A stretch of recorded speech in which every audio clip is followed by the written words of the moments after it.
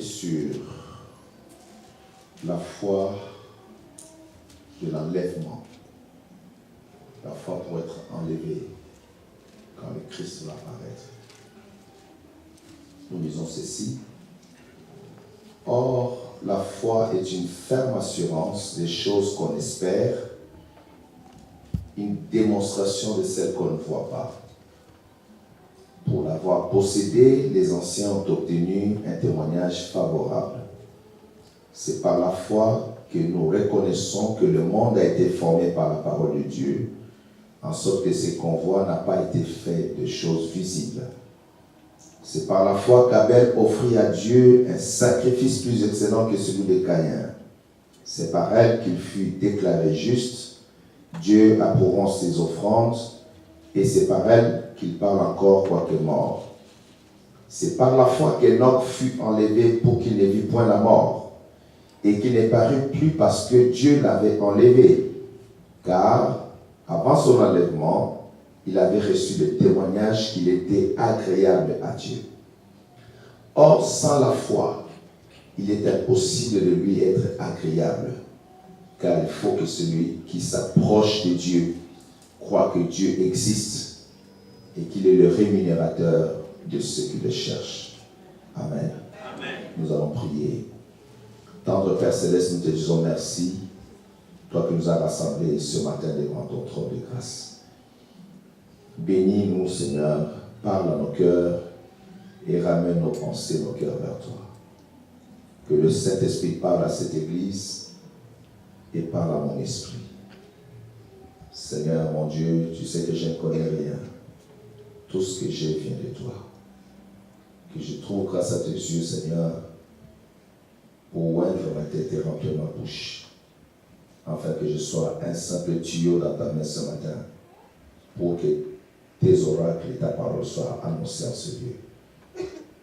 Que le sang de Jésus-Christ couvre ce moment et que le Saint-Esprit soit le maître de ce moment. Je te rends grâce et je te dis merci, Père, pour ta fidélité. Au nom de Jésus-Christ, j'ai ainsi prié. Amen. Amen. On prend de place.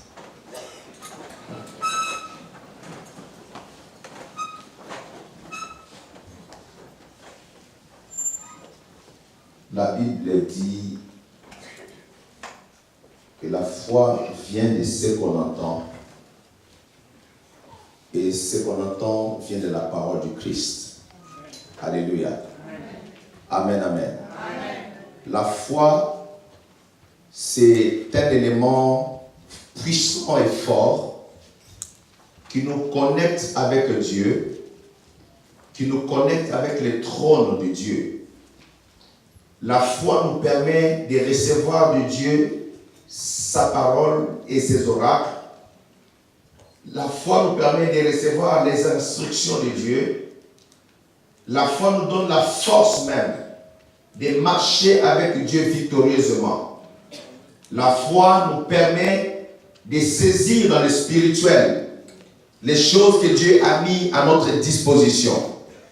La foi est donc un élément fort et essentiel dans la vie d'un croyant, dans la vie d'un chrétien. En fait, on ne peut pas parler d'un croyant ou d'un chrétien s'il n'a pas la foi. Parce que la foi suppose que tu crois à l'existence suprême de Dieu créateur. Quelqu'un dit Amen. Amen. Dites encore un bon Amen. Amen. Dites Amen très fort. Amen. Amen. Alléluia. Amen. La foi est très importante dans la vie d'un enfant de Dieu. Maintenant, la Bible nous dit ici que, or la foi est une ferme assurance des choses qu'on espère. Une ferme assurance des choses qu'on espère. Et une démonstration de celles qu'on ne voit pas. Alors, pendant des années, les enfants de Dieu, dans ce verset, n'espéraient qu'aux choses de la terre. N'espéraient qu'aux choses matérielles. Or, notre espérance en tant que chrétien ne peut pas être que matérielle ou essentiellement les choses terrestres. La plus grande espérance que nous avons, c'est l'espérance d'hériter le royaume des cieux. Amen. Alléluia. Donnez-moi un fil à comme cela, s'il vous plaît, détournez, que je puisse avoir un retour ici, pour ne pas trop crier. Alléluia. Je disais Alléluia. Amen, amen, amen, amen. Béni soit le Seigneur. Alléluia. Et la foi devient quelque chose de très important en ce qui concerne notre communion avec Dieu, notre relation avec le Seigneur Jésus-Christ, notre marche même avec Christ. Pourquoi les gens volent? Parce qu'ils n'ont pas la foi en Dieu. Quelqu'un qui croit à l'éternel Jéhovah, qui croit que Dieu est Jéhovah Jireh, qu'il est le pourvoyeur de tous les enfants de Dieu, il n'aura pas besoin d'aller voler. Parce qu'il connaîtra la puissance de Dieu de prendre soin de sa vie. Amen. Dites un bon amen à cela. Dites encore un bon amen. Amen. Pourquoi les gens mentent? Par peur. Certainement beaucoup mentent à cause de la peur. La peur de manquer ceci, la peur d'être trahi, la peur de ceci. Beaucoup de raisons de gens mentent parce qu'ils manquent la foi. Parce qu'en réalité, si tu as la foi en Dieu, tu n'as pas besoin d'avoir peur. Parce qu'il est Jéhovah Shammah, il est présent dans ta vie, il est El Shaddai, il est celui qui te donne la force, il est celui qui te garde. Celui qui est en nous, il est plus grand que celui qui est dans le monde. Souvent, nous ne réalisons pas que nous vivons dans le mal, nous faisons les mauvaises choses, en réalité parce que nous n'avons pas la vraie foi en Dieu. Parce que le domaine de la foi a été seulement enseigné pour que les gens obtiennent des choses matérielles, les choses périssables. Les choses que tu peux obtenir aujourd'hui, demain ça va partir. Un jour, je faisais un récapitulatif de combien de voitures on a eu depuis que nous sommes en train d'acheter des voitures. J'ai dit waouh, waouh, waouh, waouh, waouh. Quand on avait vu telle voiture, on avait dit waouh, ça c'est la voiture. Après 4-5 ans, la voiture s'est abîmée, on a déclassé. On a acheté notre voiture. Après, on a dit ah, ça c'est la voiture. Après, on a déclassé cette voiture au bout de quelques années. On a pris encore notre voiture, on dit ah, cette-ci, c'est vraiment la voiture en question. Après quelques années, la voiture était déclassée. La foi dans les choses périssables n'est pas une foi solide. Amen. Ça peut te permettre de vivre bien pendant un temps. Ça peut te permettre d'obtenir des choses. Parce que ce verset dit, oh la foi est une ferme assurance des choses qu'on espère. Une ferme assurance. Est-ce que tu as cette assurance-là? Je trouverais ça très dommage d'avoir une ferme assurance pour les choses seulement périssables. Moi, je préfère aujourd'hui avoir cette ferme assurance pour l'enlèvement de l'église qui va arriver bientôt. Amen. Dites-moi d'amen, bien-aimé. La foi, c'est une ferme assurance des choses qu'on espère. Qu'est-ce que tu espères? Où est ton espérance à ce jour-ci? C'est que l'espérance d'en haut, ils vivent comme des passagers sur la terre. Ils sont sur la terre, mais leur pensée est dans le ciel de Dieu. Ils savent qu'ils sont ici pour un moment, parce que bientôt, si la trompette de Dieu sonne, ils vont disparaître de la terre et rentrer dans la gloire éternelle de notre Dieu. Quelqu'un dit mon amen. Et ici, la Bible dit, la foi est une ferme assurance des choses qu'on espère. La grande question, quelle est ton espérance? À quoi tu espères? Les jeunes me disent, moi j'espère me marier l'année prochaine. Je dis, c'est bien d'avoir cette foi-là aussi. J'espère, je vais acheter ma voiture bientôt. C'est bien d'avoir cette foi-là aussi. J'espère que je vais acheter ma maison. C'est bien d'avoir cette foi-là aussi. Mais au-delà de toutes ces choses, quelle est l'espérance la plus élevée dans ta vie? Alléluia. Amen. Alléluia. Amen. Après que le mariage va passer, après que les voitures vont passer, après que les maisons vont passer, quelle est la grande espérance que tu as dans la vie? Est-ce que je parle à quelqu'un ici? Amen. Quelle est la grande espérance de ton existence? Si nous sommes seulement espérer dans les choses matérielles, nous sommes les plus misérables.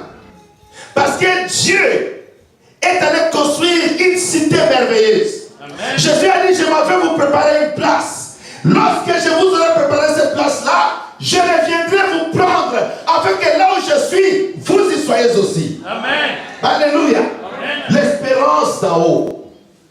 L'espérance, c'est la vie éternelle. L'espérance, c'est la gloire éternelle. Nous, en tant que l'église de Jésus-Christ à cette terre ici, Nous devons changer les dimensions. Avoir une espérance beaucoup plus importante que l'espérance des choses matérielles parce que ça passera. Amen. Dites un bon amen. Amen. Un amen chocolaté ce matin. Amen. Alléluia. Amen. Alléluia. Amen. Alléluia. Amen. Il dit ceci. Or la foi est une ferme assurance des choses qu'on espère, une démonstration de celles qu'on ne voit pas. Pour l'avoir possédé, les anciens ont obtenu un témoignage favorable. Amen. Les anciens dont on parle, ce sont les prophètes du temps ancien. On parle de la foi de Noé.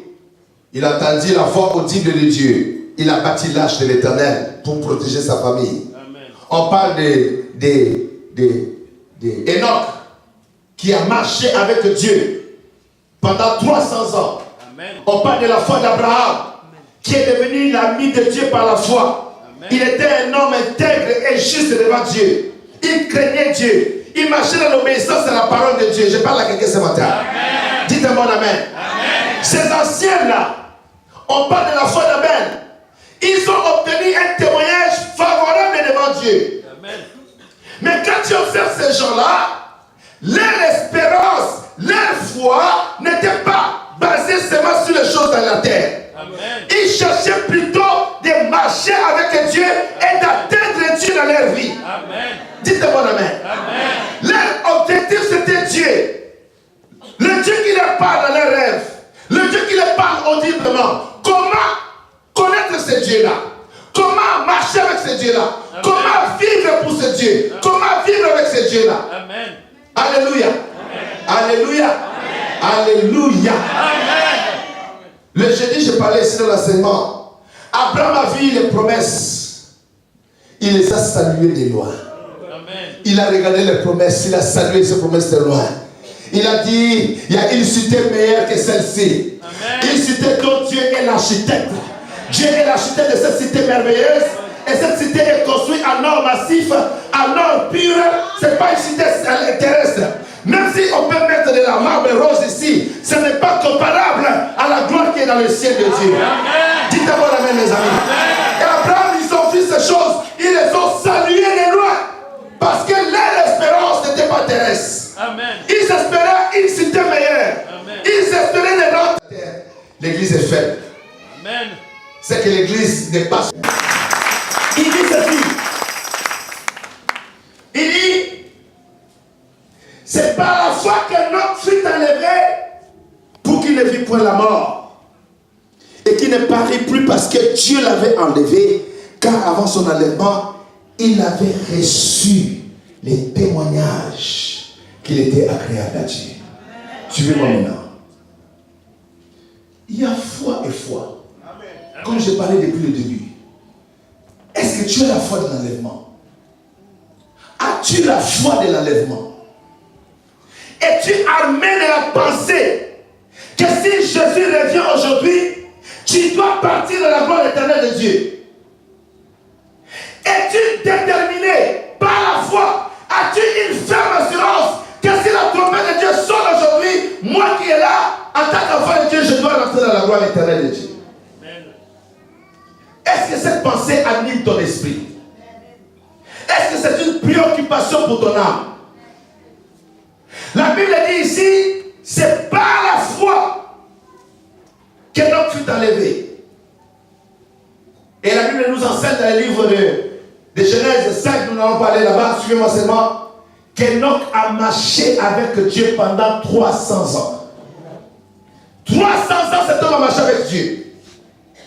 Enoch a marché avec Dieu à un temps où il n'y avait pas de Bible. Il n'y avait pas d'église. Il n'y avait pas de prophète pour l'enseigner. Il n'y avait pas de pasteur pour être derrière lui. Enoch a vécu un temps où il n'y avait pas de l'équipe d'intercession. Pas d'équipe de suivi pour vérifier pourquoi tu n'es pas venu à l'église. Enoch était seul. Mais il était déterminé devant Dieu. Amen. Il a dit, enough, assez, c'est assez. Quand il est arrivé à l'âge de 65 ans, cet Enoch ici a décidé de marcher avec Dieu. Il achète la bouteille de Johnny Walker, il boit ça comme du coca. On l'a dit, non, c'est le nouvel an, laissez-moi boire. On dit, mais est-ce que le nouvel an, ça veut dire que tu dois mourir. C'est dans la culture des Africains ici. C'est dans la culture de tout le monde ici. Que les nouvelles, c'est des jours où on doit devenir des fous, boire jusqu'à tomber par terre. Tu vois un papa respectable parce qu'il a tellement bu, il fait pipi dans ses pantalons. L'alcool rend les gens ridicules. L'alcool rend les gens malheureux. L'alcool a détruit beaucoup de vies. L'alcool a détruit beaucoup de mariages. L'alcool a mené la violence à la maison. L'alcool a rendu les gens pauvres. L'alcool a fait perdre le travail à plusieurs personnes. L'alcool, c'est l'ennemi de l'homme. Dieu a raison qu'elle a dit de ne pas boire. Quelle foi tu as? Enoch avait la foi de l'enlèvement. C'était l'espérance pour entrer dans la gloire de Dieu. Amen. Tu crois en quoi? Tu espères en quoi? Réfléchis à ces choses. Il y a beaucoup de détails que je voulais donner dans les messages, mais je vais m'arrêter là. Réfléchis à ça. Quel genre de chrétien tu te prépares que tu es? Est-ce que tu te prépares pour rentrer dans le ciel de Dieu? Bien, tu veux être un chrétien, tu arrives à l'église, tu danses, et puis on te pousse à donner.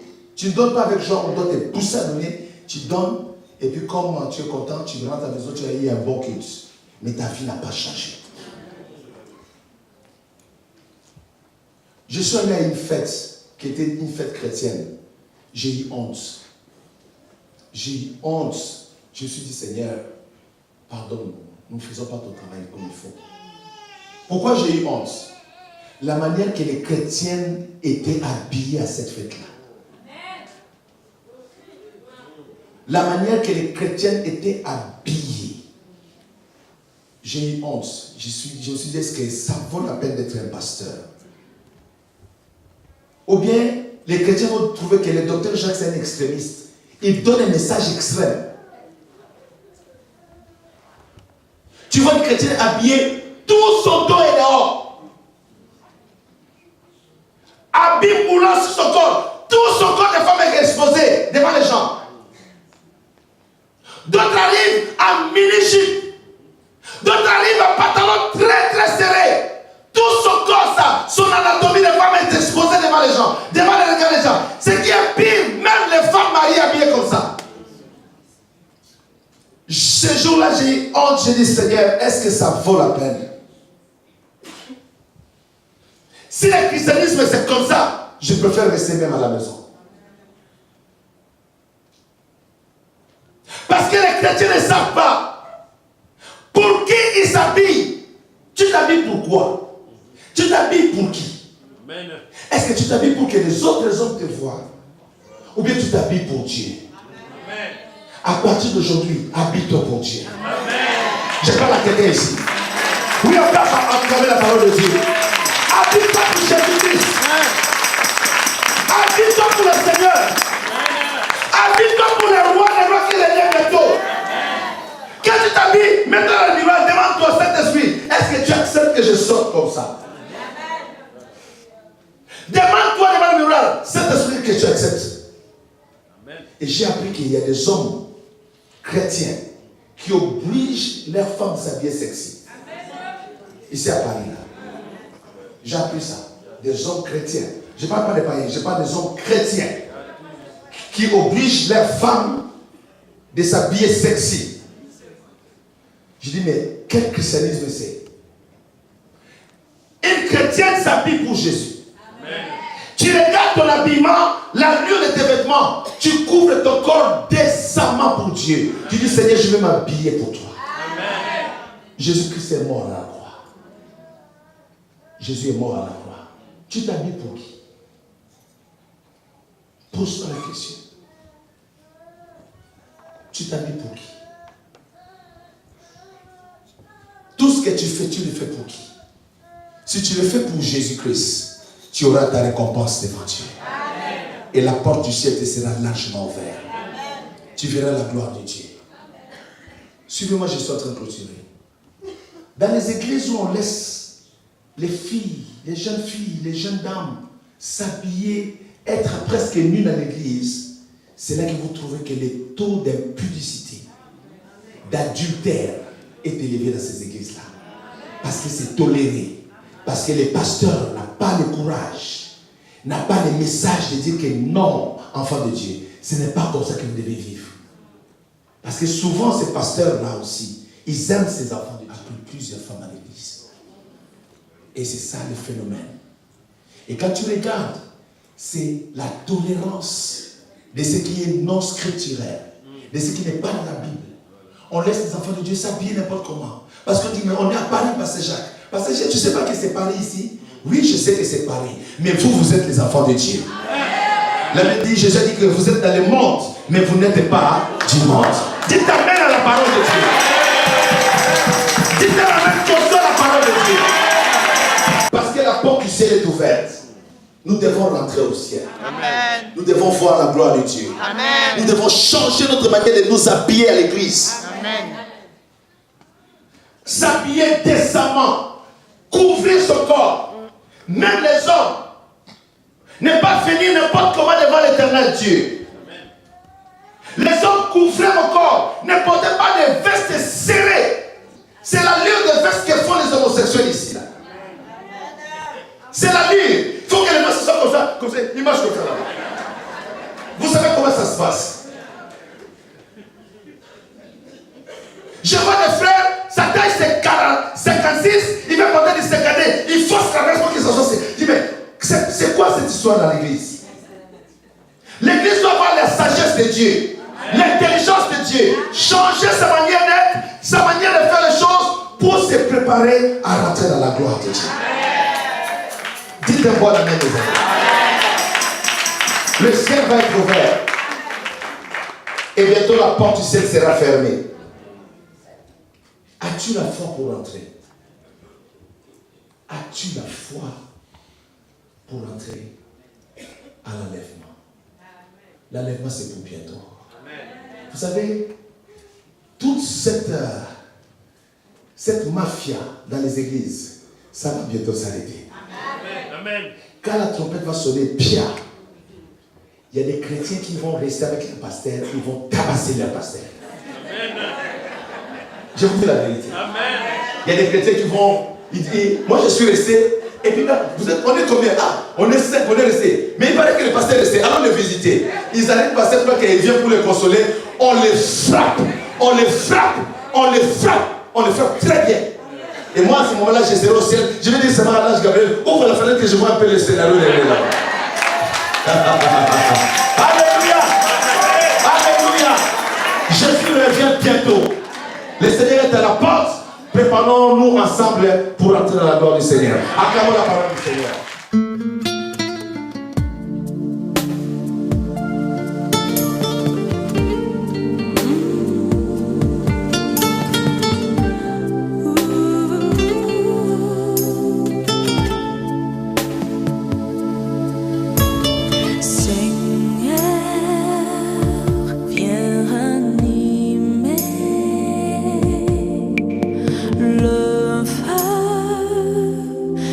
Tu as mis en moi.